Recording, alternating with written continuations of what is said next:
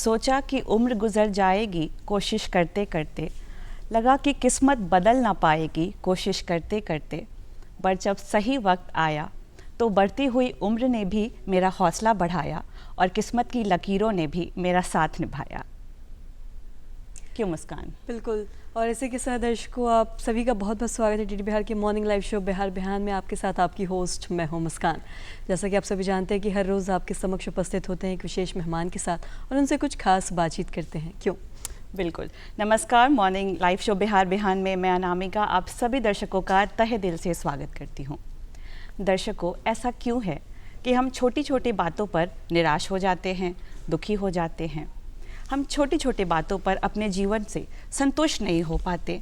हम अक्सर अपने जीवन में खुशियों को ढूंढने के बजाय उनमें कमियां तलाशने लगते हैं।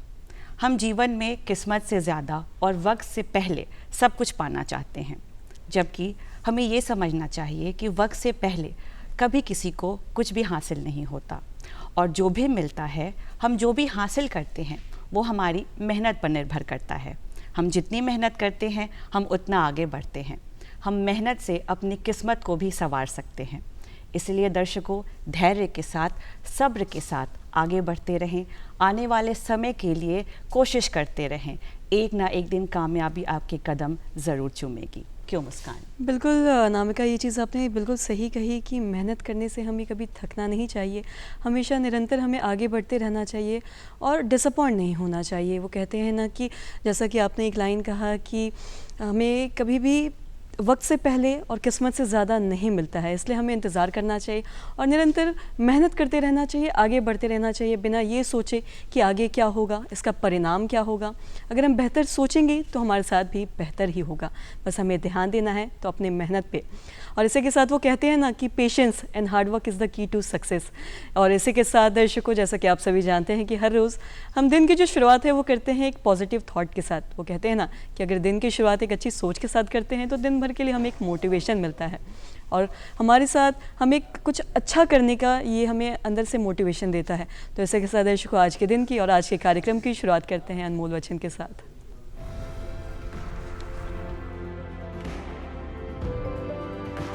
प्रसन्नता ही एकमात्र ऐसा इत्र है जिसे आप दूसरों पर छिड़कते हैं तो कुछ बूंदे आप पर भी पड़ती हैं। महात्मा गांधी।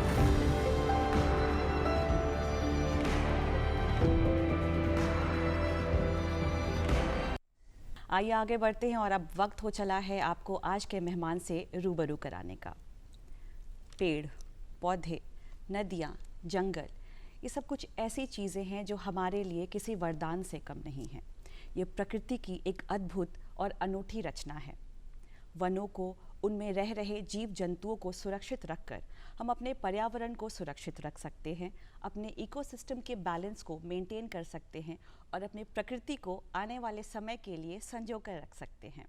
पर बदलते समय के साथ एनवायरमेंटल पॉल्यूशन और क्लाइमेट चेंज हमारे सामने एक गंभीर विषय और एक गंभीर मुद्दा बन के खड़ा हो गया है।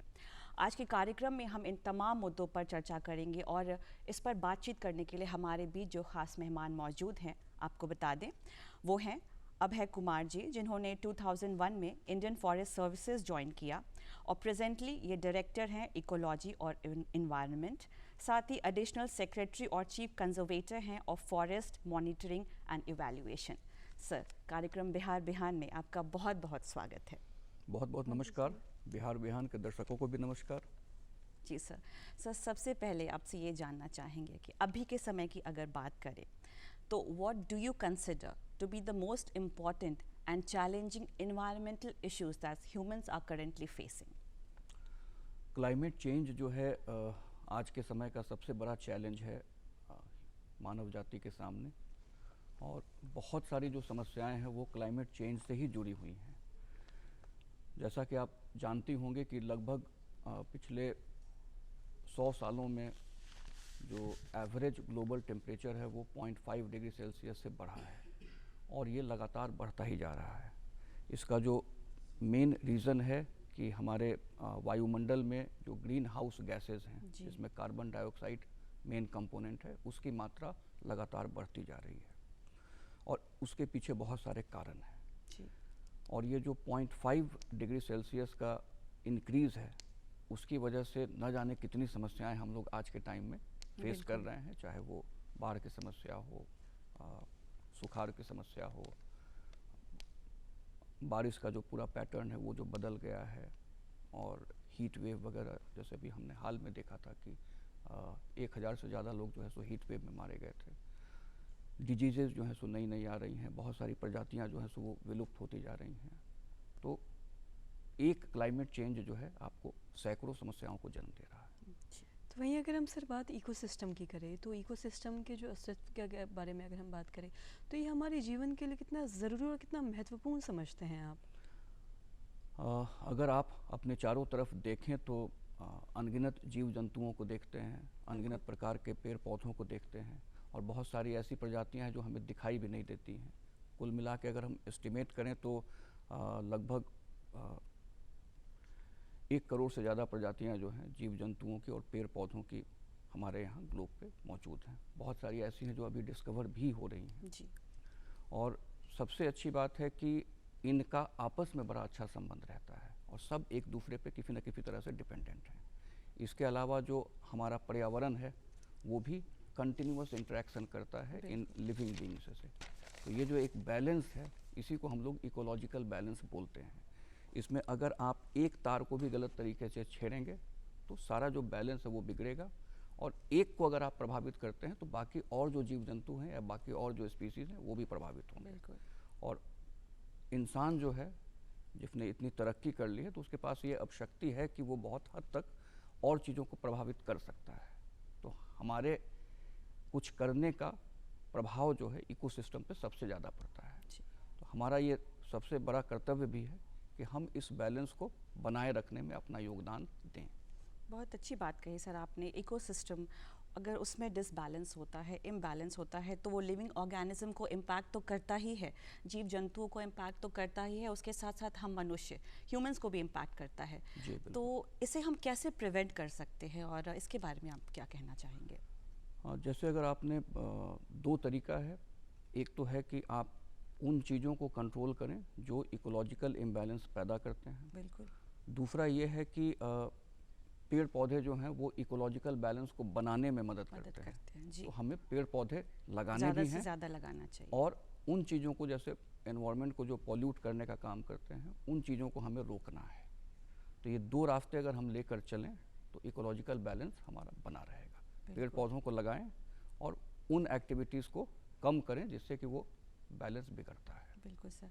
सर अभी आपने पेड़ पौधे लगाने की बात कही, बट अगर देखा जाए अभी के समय में तो डिफॉरेस्टेशन की जो समस्या है जो कि काफ़ी ख़तरनाक माना जाता है और ये बढ़ता ही जा रहा है, इसकी वजह से हम इम्पैक्ट तो हो ही रहे हैं, साथ साथ धरती पर रहने वाले जो जीव जंतु हैं वो भी इम्पैक्ट हो रहे हैं। इस पर क्या कहना चाहेंगे आप?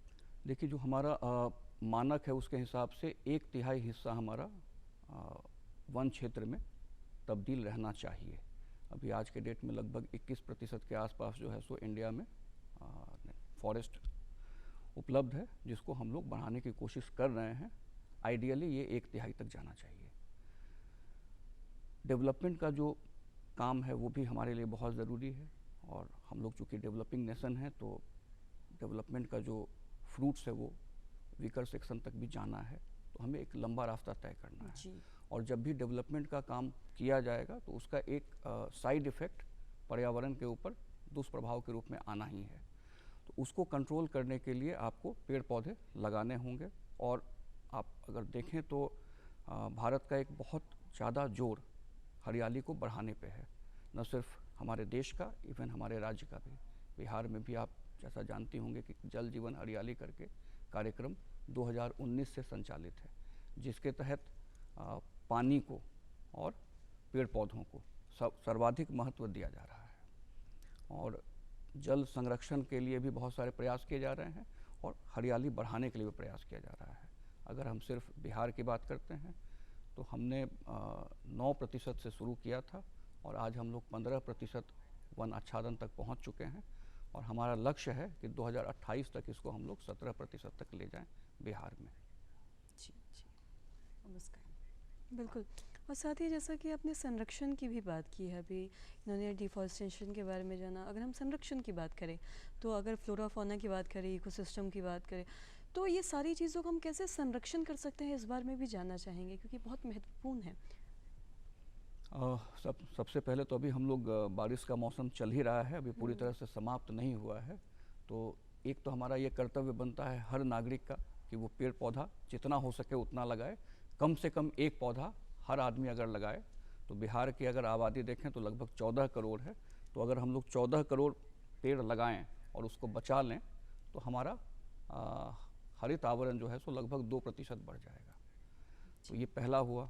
दूसरा हुआ कि हम लोगों को ऐसा कोई भी एक्टिविटी से बचना है जिससे कि पॉल्यूशन होता हो, जैसे प्लास्टिक का यूज़ करना या जो एनर्जी है जैसे इलेक्ट्रिसिटी को सेव करना, उसके लिए जैसे हम लोग CFL लाइट वगैरह यूज़ करते हैं, या अननेसेसरी का जो है सो इलेक्ट्रिक का जो यूज़ करते हैं उस सबको बंद करना। अगर आपको कहीं जाना हो तो आप चाहें तो साइकिलिंग का यूज़ कर सकते हैं। यूज़ एंड थ्रो आइटम्स का जो आजकल बहुत ज़्यादा प्रचार चल रहा है उसको हम लोगों को अवॉइड करना चाहिए। तो अगर इन तरह की छोटी छोटी चीज़ें अगर हम लोग अपने जीवन में लाएं, अपने जीवन शैली में उतार लें, तो बहुत हद तक हम लोगों का भी कंट्रीब्यूशन हो सकता है इस पॉल्यूशन को कंट्रोल करने में। और अगर हम पॉल्यूशन को कंट्रोल करेंगे तो आपका बैलेंस अपने आप बनेगा। बिल्कुल, पर्यावरण को बचाने में कहीं न कहीं हम सभी की ज़िम्मेदारी तो बनती है और हम छोटी-छोटी चीज़ों से भी हम बहुत पोल्यूशन को बचा सकते हैं। अगर हम लाइट की भी बात करें तो कहीं बाहर जा रहे हैं तो बंद कर दें, या फिर अगर कहीं हम बाहर जाते हैं, कई बार हम देखते हैं ऐसा कि हम कुछ खाते हैं और प्लास्टिक लेके कहीं भी बाहर फेंक देते हैं, तो ये सब करना बहुत ही गलत है।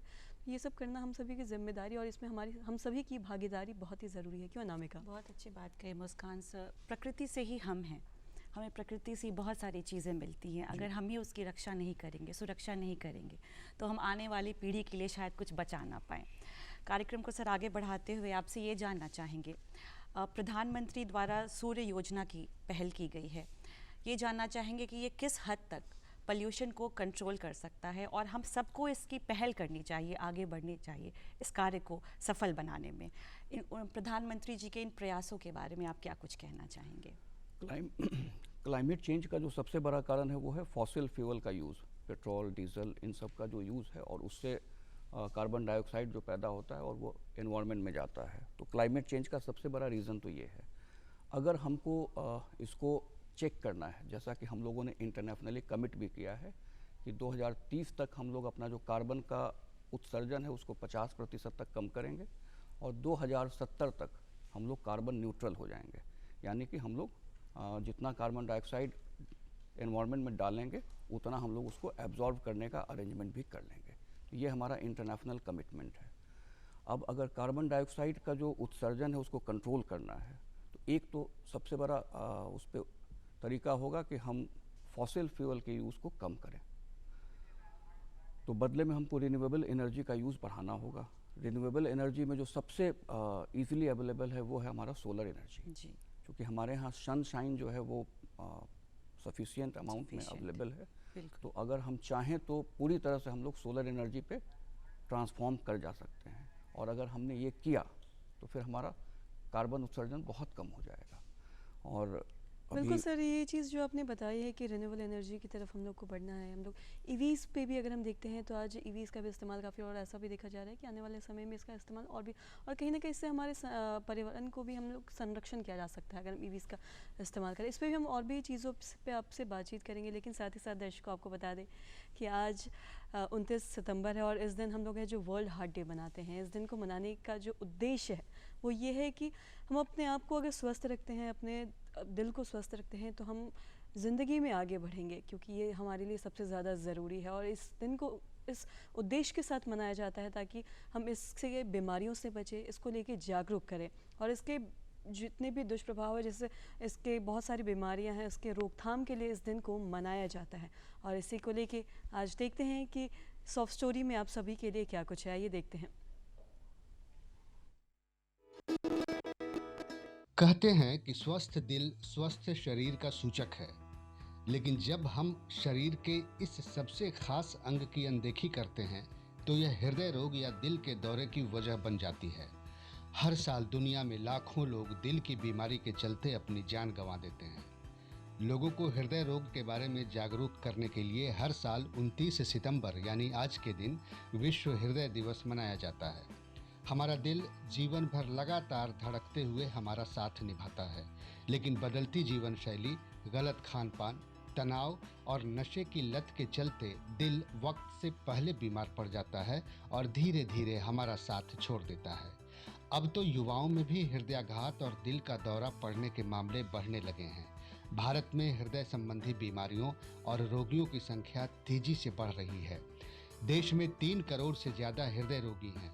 दुनिया में हर साल करीब 1 करोड़ 75 लाख से भी ज़्यादा मौतें हृदयाघात के कारण हो रही हैं।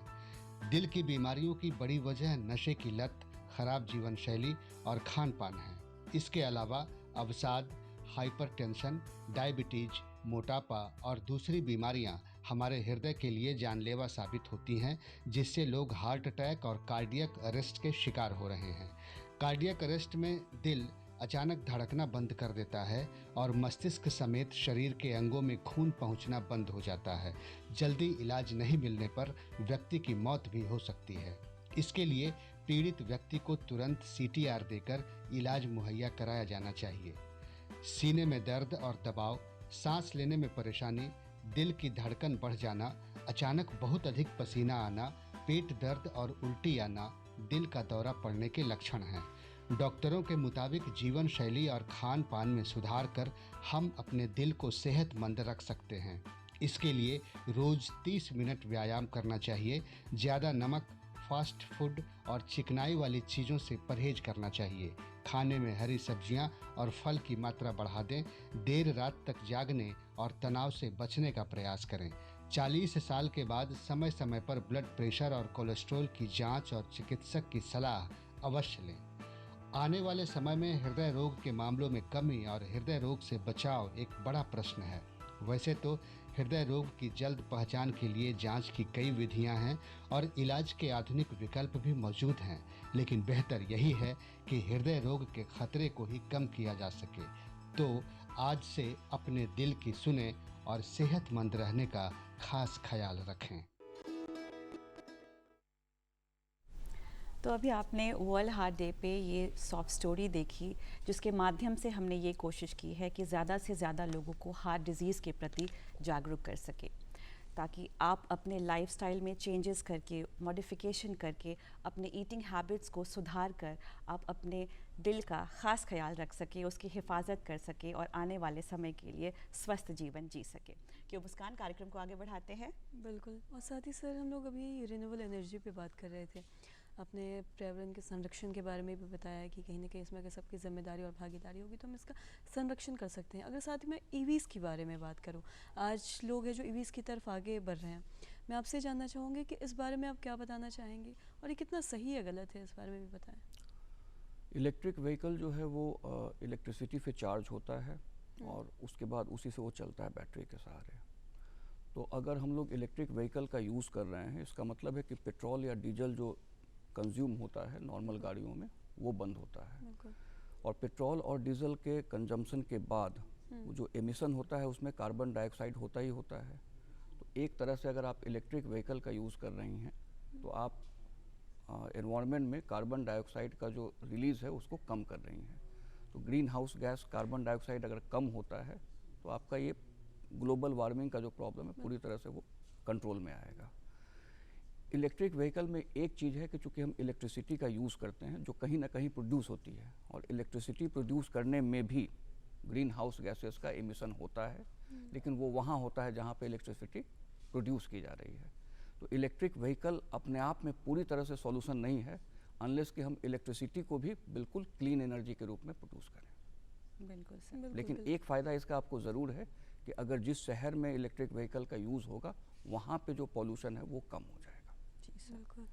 सर, आए दिनों जो हम नेचुरल डिज़ास्टर्स देखते हैं, ग्लेशियर्स जो रिसीड हो रहे हैं ग्लोबल वार्मिंग की वजह से, जहाँ बारिश कम होती है वहाँ बारिश ज़्यादा होने लगी है, जहाँ गर्मी कम पड़ा करती थी वहाँ गर्मी ज़्यादा पड़ने लगी है। ये जो सारा कुछ नेचर में जैसा इम्बैलेंस हुआ है सर, ये जो कारण है, जाहिर सी बात है कि पोल्यूशन इसका अहम कारण है। हम इसे कैसे मिलकर रोकथाम इसकी कर सकते हैं आने वाले समय के लिए? इसमें आपको वापस जैसा मैंने पहले भी बोला था कि आपके पास दो काम करने हैं। एक तो आप उन चीज़ों को एनवायरनमेंट में नहीं डालें जिनसे ये इफ़ेक्ट पैदा होता है, और दूसरा जो ऑलरेडी इफ़ेक्ट पैदा हो चुका है उसको कंट्रोल करने के लिए जो चीज़ चाहिए, जो कि सिंपल एक ही लाइन है, अफॉरेस्टेशन। जी। अगर आप पेड़ पौधे जितना अधिक लगाएंगे तो वातावरण में जो कार्बन डाइऑक्साइड है जिससे कि ये ग्लोबल वार्मिंग हो रही है उसको वो एब्जॉर्ब करते हैं। तो पेड़ पौधों को अधिक से अधिक लगाना है, और दूसरा वातावरण में जो कार्बन डाइऑक्साइड हम लोग रिलीज़ कर रहे हैं अलग अलग डेवलपमेंट के प्रोसेस से, उसको हमको कंट्रोल करना है। जी। ये दो चीज़ें अगर हम कर सकें तो हमारा ये ग्लोबल वार्मिंग का जो प्रॉब्लम है वो धीरे धीरे रिड्यूस होगा, और हम लोग कर भी रहे हैं ऐसा। जी जी, बहुत अच्छी बात बोली अभी सर ने। मुस्कान सर, प्रकृति और प्रगति क्या can they go hand in hand? क्या हम इसे एक साथ आगे लेकर बढ़ सकते हैं? ये ज़रूरी भी है, और ये ज़रूरी इसीलिए है कि दोनों एक दूसरे पर इंटरडिपेंडेंट है। इस पर क्या कहना चाहेंगे आप? ये डिबेट तो लगातार चल रहा है और आगे भी चलता ही रहेगा। डेवलपमेंट का अगर आप कोई भी प्रोसेस लेते हैं, चाहे वो सड़क बनाना हो, बिल्डिंग बनाना हो, इलेक्ट्रिसिटी पैदा करना हो, गाड़ियाँ बनानी हो, हर प्रोसेस में कहीं ना कहीं पर्यावरण में कुछ नेगेटिव इम्पैक्ट आता ही आता है। अब अगर हम डेवलपमेंट का वो जो प्रोसेस करते हैं और उससे जो पर्यावरण पे नेगेटिव इम्पैक्ट आ रहा है, उस इम्पैक्ट को उसी समय अगर हम कंट्रोल करने के उपाय कर लें तो फिर दोनों एक साथ आराम से चल सकते हैं। और अभी हम लोगों का यही प्रयास रहता है, नॉर्मली जितने भी डेवलपमेंट प्रोजेक्ट होते हैं उसका एनवायरनमेंट इम्पैक्ट असेसमेंट, इसकी स्टडी होती है कि एनवायरनमेंट पे इस पर क्या इफ़ेक्ट पड़ेगा इसका, और उसके बाद उसको मिटिगेट, उसको कंट्रोल करने के प्लान भी साथ ही बनाए जाते हैं और उस चीज़ को भी लागू किया जाता है ताकि डेवलपमेंट के प्रोसेस से पर्यावरण पे कोई नेगेटिव इम्पैक्ट ना आए। और साथ ही अगर हम इकोसिस्टम की भी बात करें तो इकोसिस्टम को बनाए रखने के लिए क्या कुछ प्रयास किए जा रहे हैं, इस बारे में भी कुछ बताना चाहेंगे? इकोसिस्टम जैसा कि पहले भी बात हुई कि पर्यावरण जो है और जो लिविंग स्पीसीज़ हैं इनके बीच में आपस में जो संबंध है इसको हम लोग और इकोसिस्टम साथ ही के नाम साथ से ये भी जानते जानना हैं। चाहूँगी कि ये ह्यूमन सिविलाइजेशन के लिए क्यों और कितना ज़रूरी है? क्योंकि सभी जितने भी स्पीसीज़ हैं, पेड़ पौधों के हों या जीव जंतुओं के हों, जिसमें इंसान भी शामिल है, और ये जो एनवायरनमेंट है ये सब आपस में एक दूसरे से रिलेटेड हैं, एक दूसरे के बगैर कोई रह नहीं सकते हैं। तो अगर ये बैलेंस बिगड़ा तो फिर ये इंसान का रहना भी पॉसिबल नहीं होगा। जैसा कि अभी आप देख भी रही होंगी या महसूस कर रही होंगी कि इस बैलेंस में थोड़ा बहुत ही डिस्टर्बेंस अभी हुआ है तो तरह तरह की बीमारियां इंसानों को हो रही हैं। बिल्कुल। स्वास्थ्य आम तौर पे अगर देखें तो जो पहले लोग कहते थे कि पहले लोग स्वस्थ ज़्यादा होते थे, अब स्वास्थ्य थोड़ा कंप्रोमाइज्ड रहता है, तरह तरह की बीमारियों से लोग पीड़ित हो रहे हैं बहुत कम एज में। वो बीमारियां जो पहले कभी बहुत लंबे टाइम बाद आती थी ओल्ड एज में, वो अब यंग लोगों को भी हो रही हैं। तो इस सब तरह की जो समस्याएं हैं आपके साथ और बढ़ेगी अगर ये बैलेंस बिगड़ेगा तो। बिल्कुल। बहुत और अच्छी बात साथ कही ही सर, ये जो तमाम आपने जानकारी दी है ये कहीं ना कहीं बहुत महत्वपूर्ण है और हमारे दर्शकों के लिए बहुत ज़रूरी भी है। और साथ ही सर, आप हमारे इस कार्यक्रम में आए, आपने अपना कीमती वक्त दिया, इसके लिए सर बहुत बहुत शुक्रिया सर आपका। बहुत लोगों का धन्यवाद बहुत-बहुत सर धन्यवाद। कार्यक्रम में आने के लिए। तो